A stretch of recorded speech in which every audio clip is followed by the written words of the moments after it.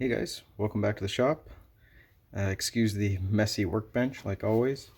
I got a pretty cool build. This is a Vortex Tornado that has been converted to shoot micro Steffens, or as we call them now, short darts or half darts. It was supposed to be like a 3D printed build from Thingiverse, but I didn't really like the files, so I changed a couple of them, and then I sort of did my own thing in a few places. So let's get the blaster opened up, and I'll show you what's going on inside. There's only a few screws in here, so it won't take long.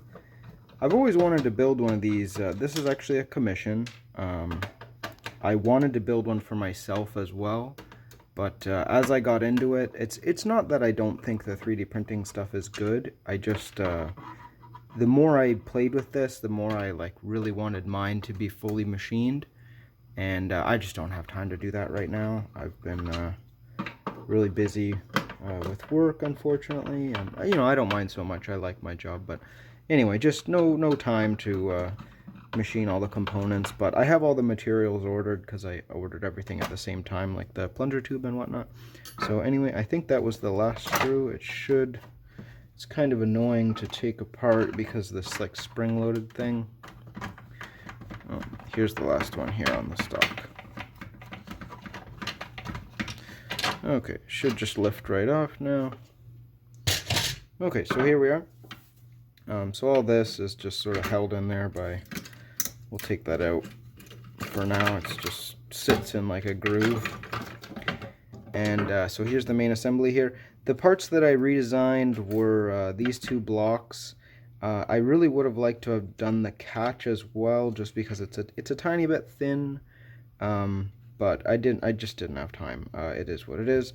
I added this piece because I'm not really sure how the creator intended to retain the spring, but there was no spring retention in the file set. So anyway, we'll lift this thing out. I added some screws and a piece of polycarbonate to just the stock pole. It seems like it's holding up for now. If I do one of these for myself, I'll definitely machine this from a big chunk of something.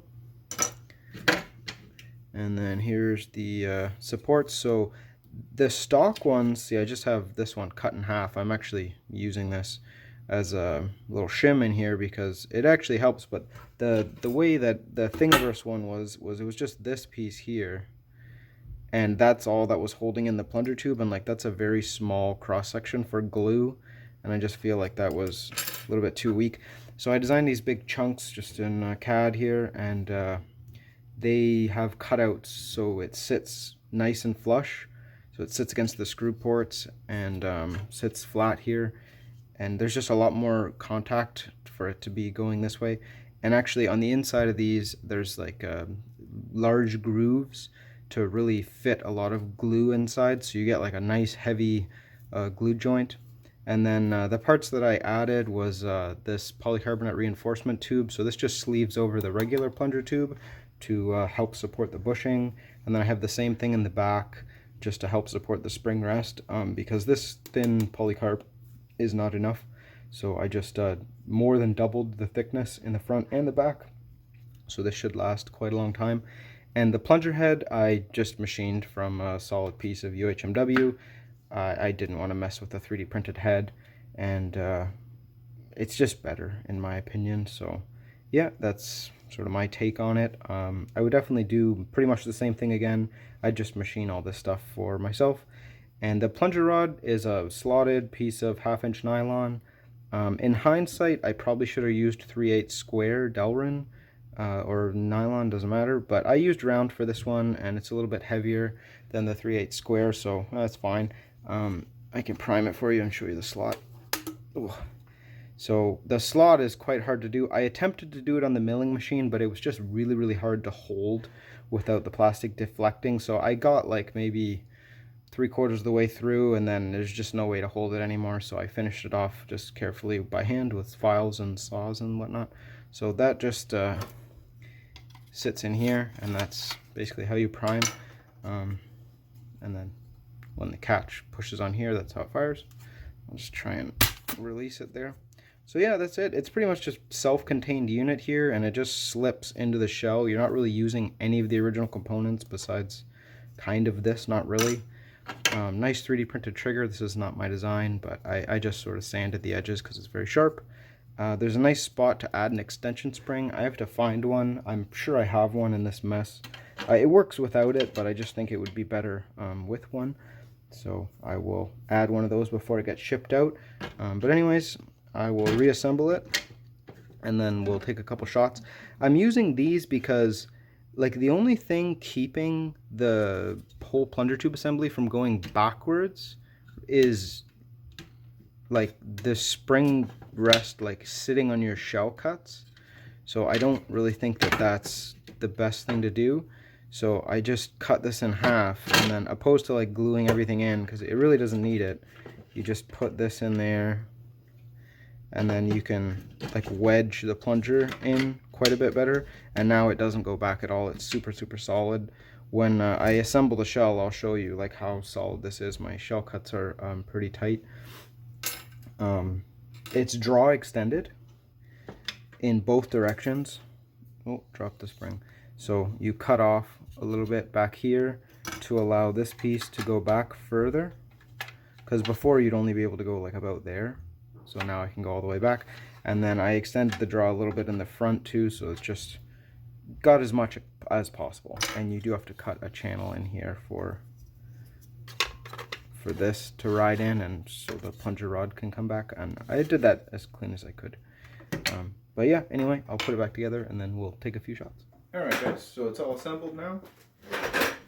Got the speed loader on, and this is kind of a cool update of the speed loader. This has a worker scar on the front of each barrel. I've never done that before. I think that's kind of a cool idea. Put a little bit of a modern twist on an old school design. Because these were really meant to shoot glue domes or slugs, but mostly glue domes. And I don't know how this is going to shoot modern ammunition, but I think the scar will definitely help because modern ammo is quite a bit lighter. I included a pack of brand new glue domes with this. They're just single BB weight glue domes. I didn't have any 3.0s left over from back in the day, and slingshots are a bit heavy. So I don't know how these will fly, but anyway, I included a pack of them, so that's kind of cool. And worked out really good. Priming is good. I'm just going to load this and we'll shoot that later. Priming's really nice, very smooth, locks back really well. You can de-prime it without any issue. The bushing is padded with some nice thick foam, so it should last a very long time. I was able to find a trigger return spring, nice extension spring at the Princess Auto in town there, so that's good. It really needed that. Has the original spring on the front. It's kind of cool. I don't think it'll rattle when you're running or anything. It's strong enough, and it's getting a great seal, catching really well, very smooth. Very happy with the build. This is a great shell, definitely more comfortable than a crossbow. And I know that was sort of, back in the day, that was like the, holy grail blaster. Everyone loved their crossbows. That was the king of the field there. But this is, I like it better, honestly. Like, it's very cool looking shell. It's much more like adult-sized hands, adult-sized stock. It's very comfortable. You don't have anything flying past your face. It's all enclosed here. And as long as this is a big deal though. You have to remember to return this. If you leave this here, that's really dangerous. It's really not meant to do that. You must return that forward before firing. And performance-wise, this has, I think, the exact same length as an extended draw crossbow plunger tube, same diameter, same spring, same everything. It's pretty much crossbow internals sort of inside a T-bow or a tornado. A little bit different, but more or less the same.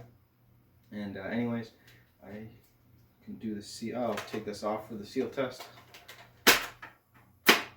Shoots pretty good, or it seals pretty good, I should say, and you really have no way of knowing that because you can't see anything move. But it's getting a good seal, not 100%, but more than good enough. And yeah, super happy with the build. We will fire off this glue dome here, and that'll probably be it. I would definitely like to do another one of these for myself one day, whenever get the time, but it's not in the cards right now. Just gonna probably shoot my jacket if I can. So a little bit loud. Hopefully that wasn't too loud for you guys.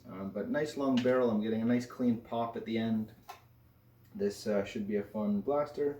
I'm not overly sure how long the 3D printed catch is going to last, but I guess time will tell.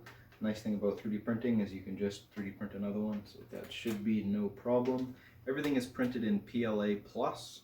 That's kind of all I print in these days. It's a lot easier to print than ABS, and I really haven't noticed any mechanical advantage to ABS over this PLA Plus. Like, it seems to be just as strong, if not stronger. The only thing is it's not as temperature resistant. It's I think slightly better than PLA, but it's not like ABS. I printed at 220 degrees. So anyways, that's it guys. Hope you enjoyed the build, and hopefully I will talk to you again soon.